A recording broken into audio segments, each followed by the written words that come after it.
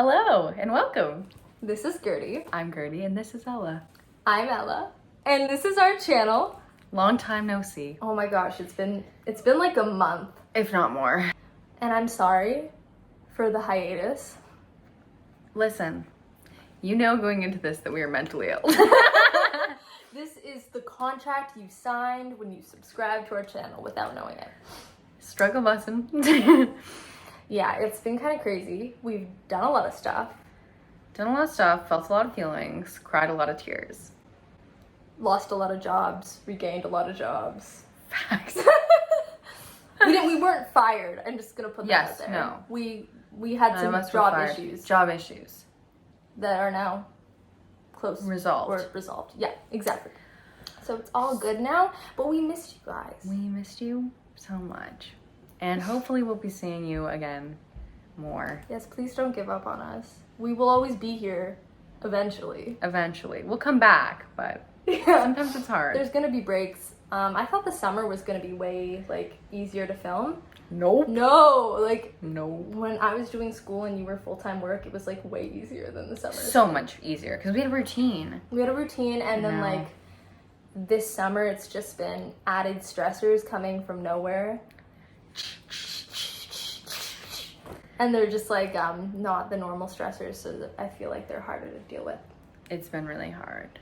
But we are very excited to come back to you with this specific video. Yeah. We had the incredible opportunity to have a conversation with a woman named Nichole about her journey to chemically induced menopause and eventually surgical menopause. Nichole was a great person to talk to. I feel really good about this video, and hopefully you all get to, get some value and learn something from listening to what she has to say. Because we haven't obviously had either, it's good for us to be able to talk to someone who's gone through that experience. Mm-hmm. And hopefully it will be very helpful for you guys to be able to hear someone that has had that experience too, because as much as it's rare to find someone who has PMDD, it's also very rare to have someone who has gone through those experiences and be able to hear their story. Exactly. So here's Nichole. So I hadn't really struggled with mental health very much in my life growing up, but also it wasn't really something that anyone talked about ever. So when I had, it was after my fourth baby. I had 4 babies in 5.5 years, which is just a lot of hormonal changes. Right. After I had my 4th child, I think I realized I was acting a lot differently than I normally would, even for, that kind of volatile postpartum time. Mm-hmm. I was yelling at my kids constantly, and they're all young toddler age, just yelling constantly, really irritable, really, really anxious, to the point where I just wasn't sleeping at night. And then I would cry in the bathroom for an hour, just sobbing for an hour, which is exhausting.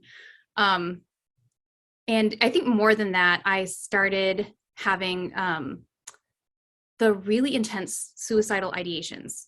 So I would just in my head hear, kill yourself, kill yourself, kill yourself, constantly, all day long. And these urges to self-harm that I'd never experienced before. And I thought maybe I'm just not fit to be a mother of 4. Maybe I just overdid it. Maybe I can't do this. But it would go away. And so I thought maybe it's situational. Maybe I'll try again next month and we'll see if it gets any better. And it just never did. It only got worse. So after a year of kind of withdrawing into myself and not, I didn't tell anyone about it for a whole year. I finally told my husband that I was having these urges to self-harm, suicidal ideations, and he told me we need to go see a doctor about this. This is not something we're going to be able to handle ourselves. So went and saw a doctor and was diagnosed, I think it was 2018. So a year or two after symptoms started, which isn't that long to wait. But man, it really just wears you down month after, or like cycle after cycle, and really affects how you think about yourself and the world. And I felt like my entire worldview just kind of came untangled as a result of it.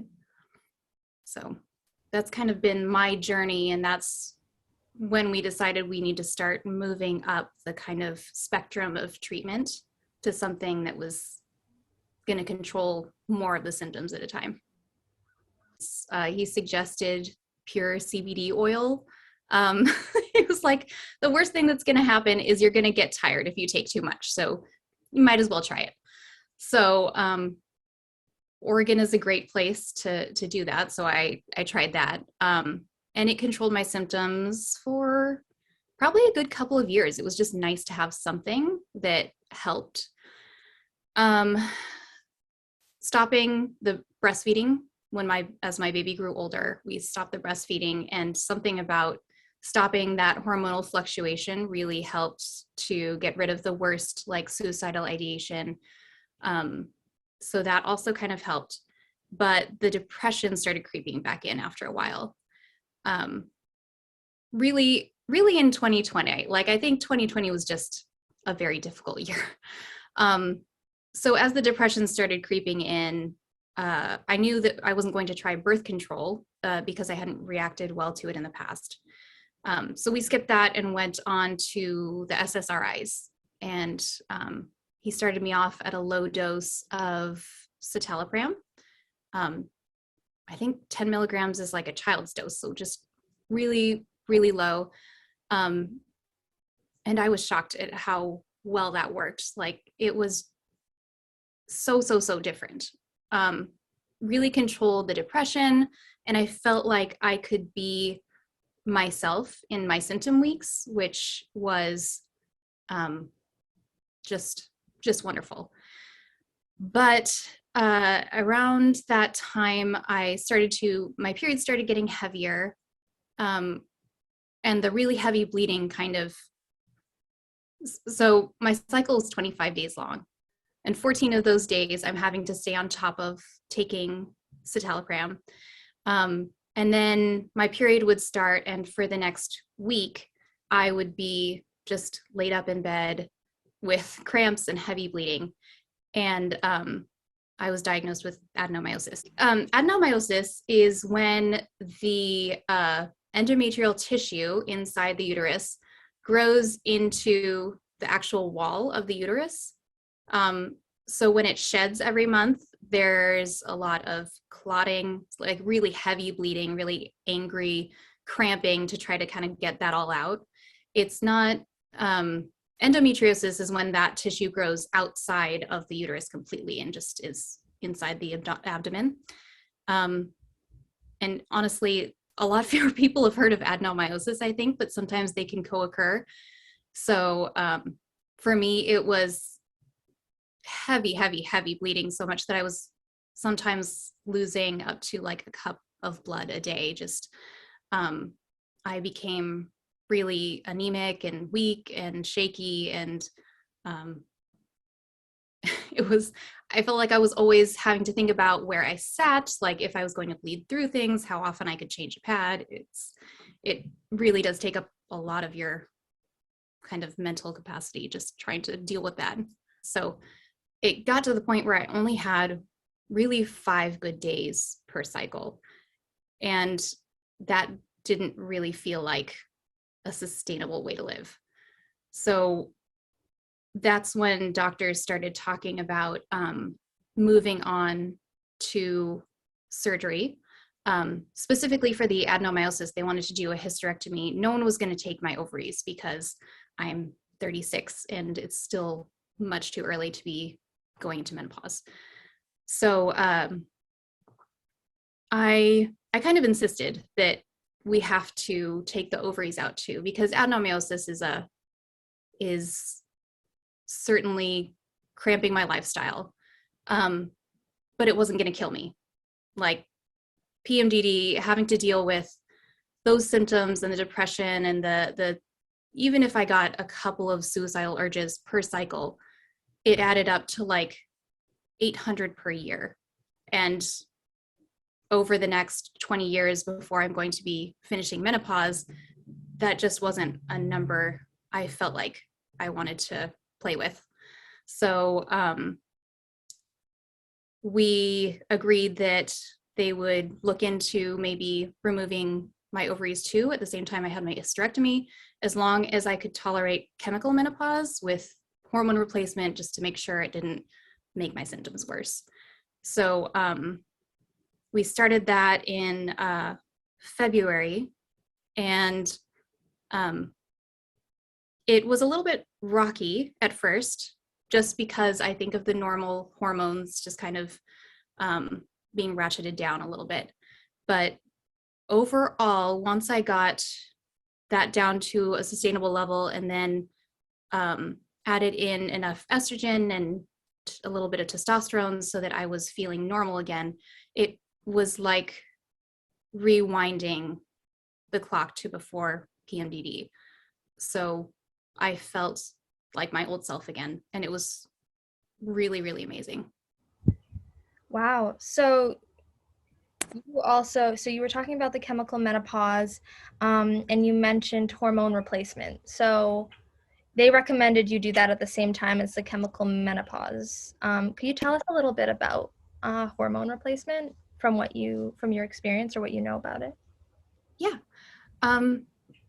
So the three major hormones that I think people try to replace if the ovaries shut down or if you shut them down with chemical menopause are estrogen and progesterone and testosterone.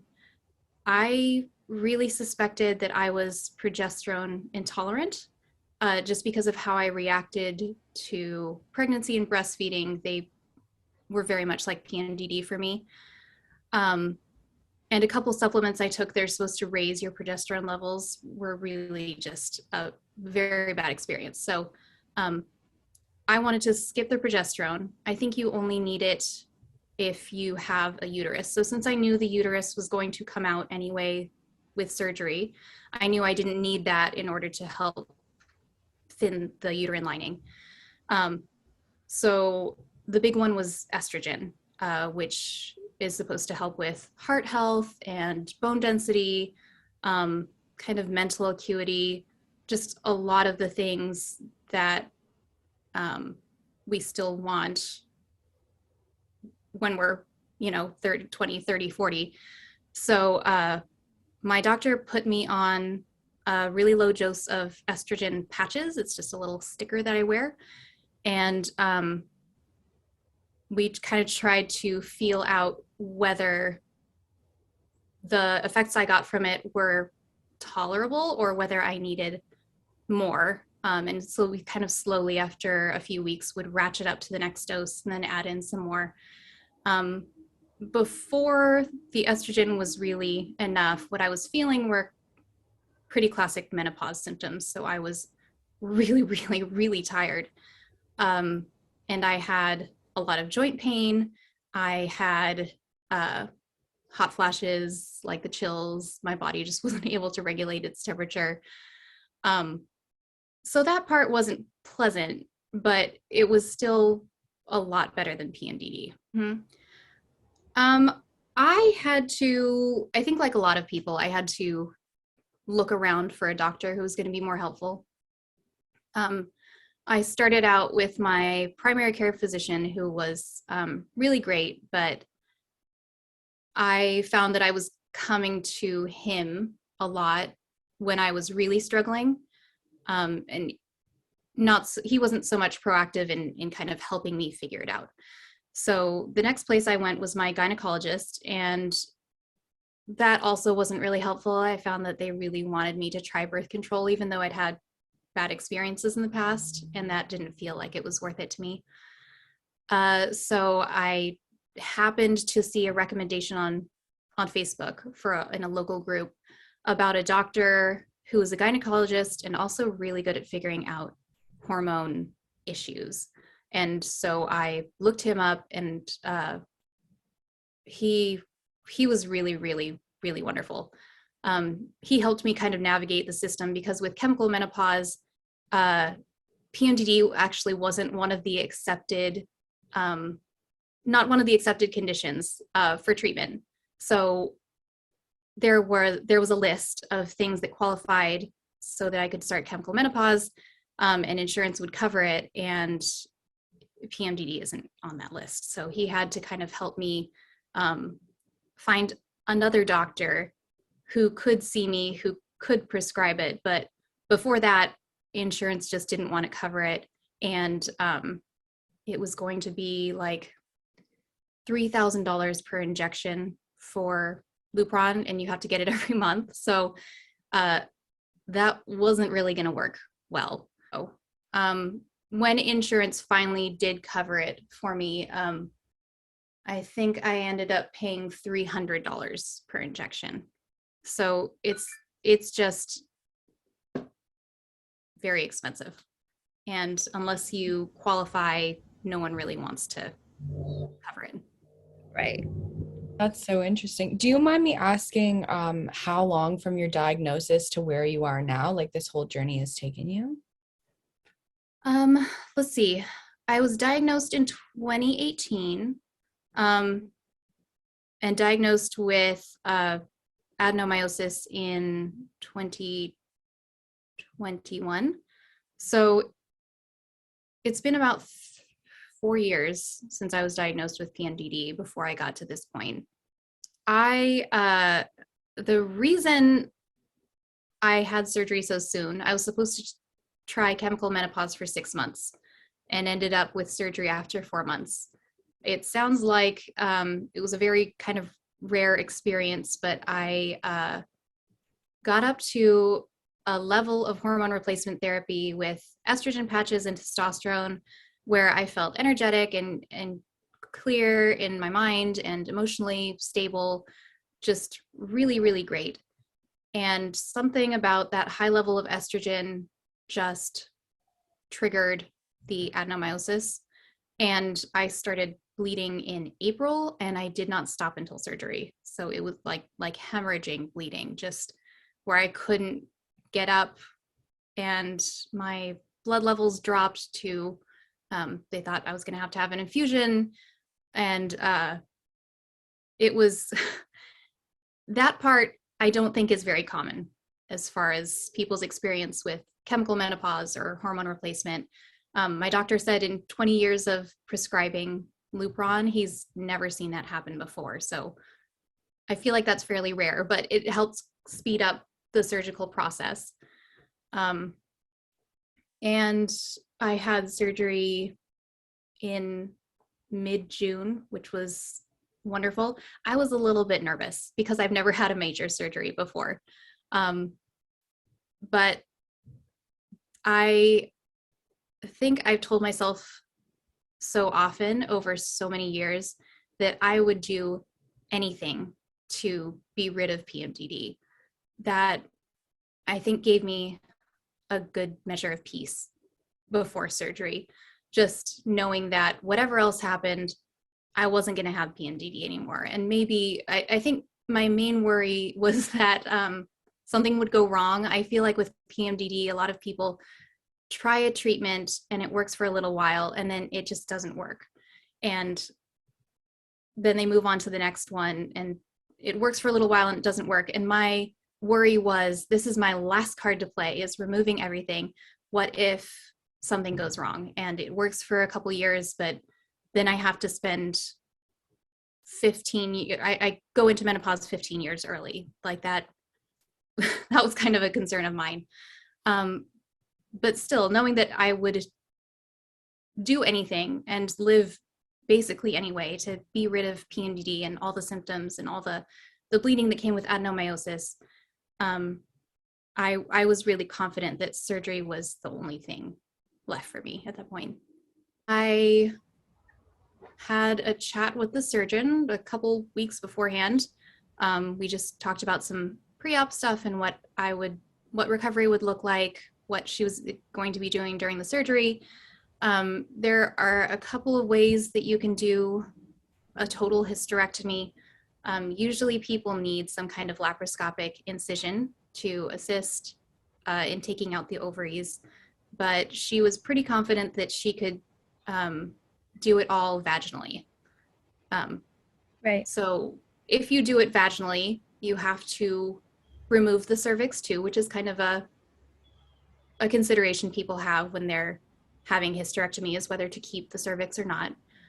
A lot of people opt to have it removed just because that way you never have to have another pap smear, because there's no chance of getting cervical cancer.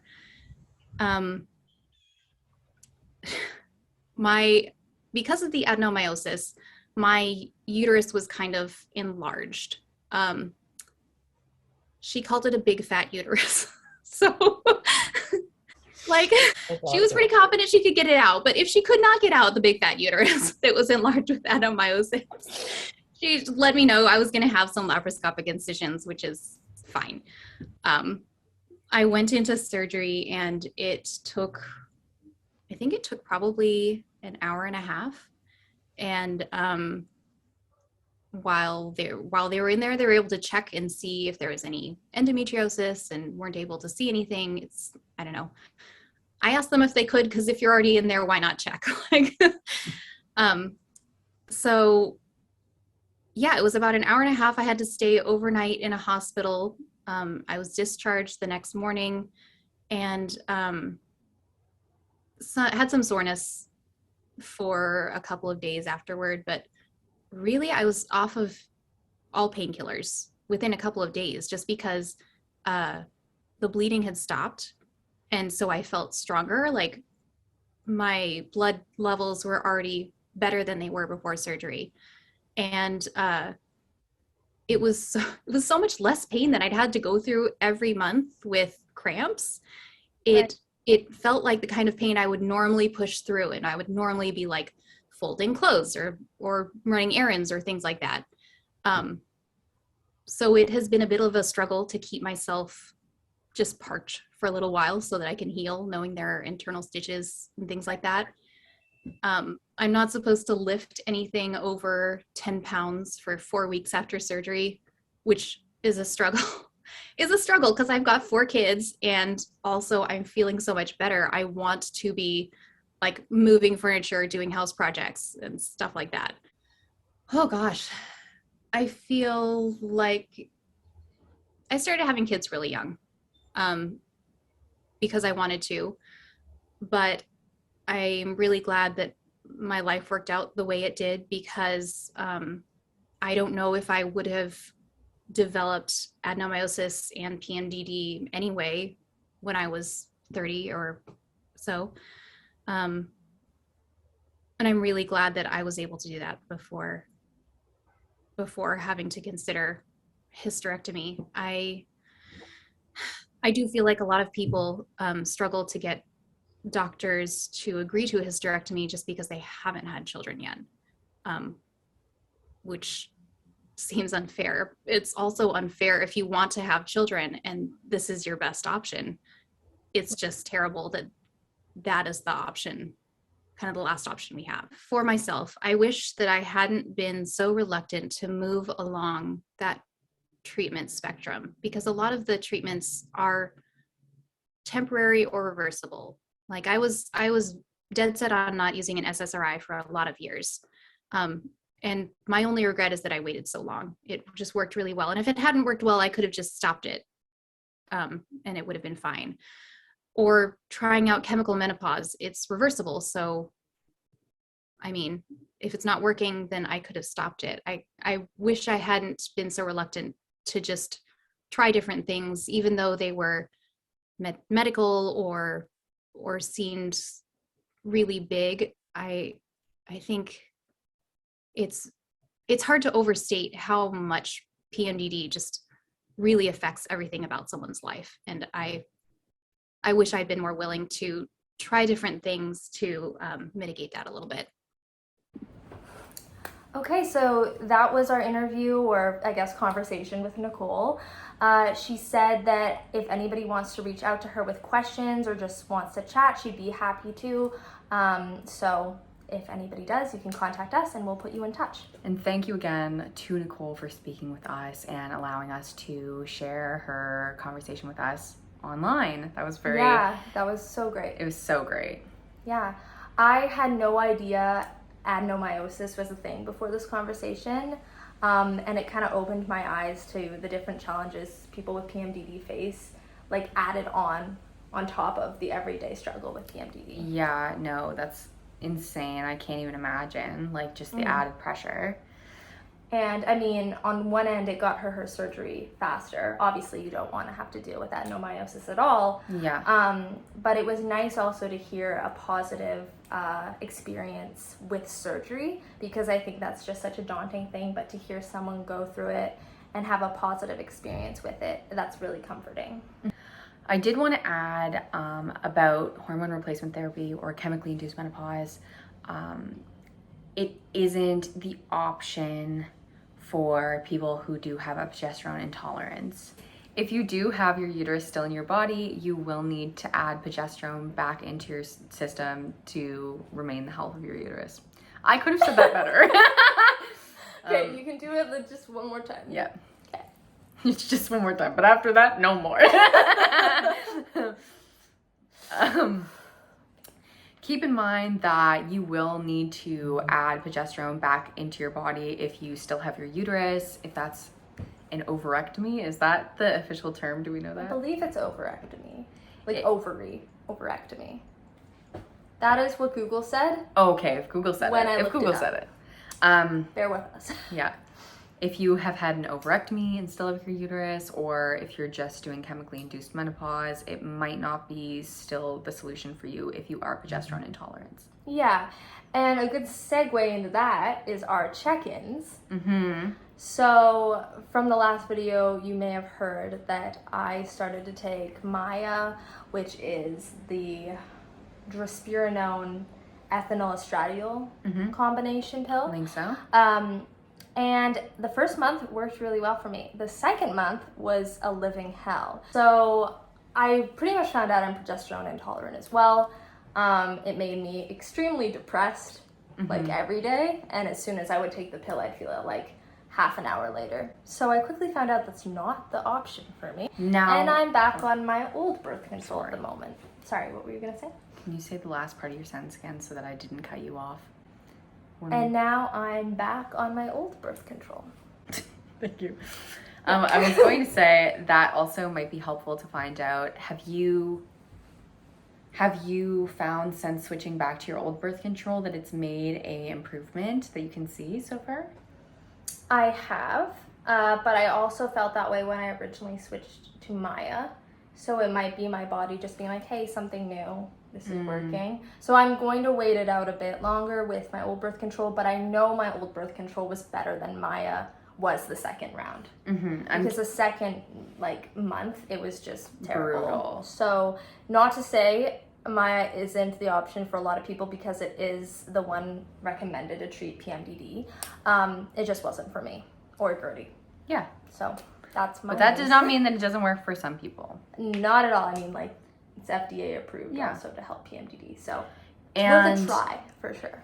If you are one of those people that are on this birth control, drospirenone birth control, and you find that it is very reactive, maybe hearing us talk about how we were on it and we went off of it could potentially be helpful to know that, maybe you're in this with somebody else and it's not so scary. I know it can be so daunting and terrifying to switch stuff like that. What about you? How are you doing? I've been having one hell of a time, I'll be honest. It has not been a positive past month for me.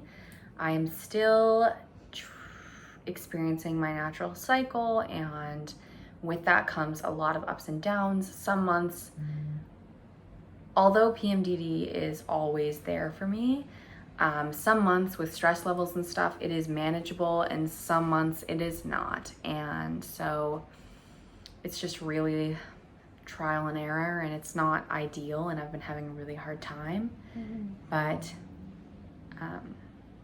still here. Work. Yeah, we're still doing it. It'll eventually get better.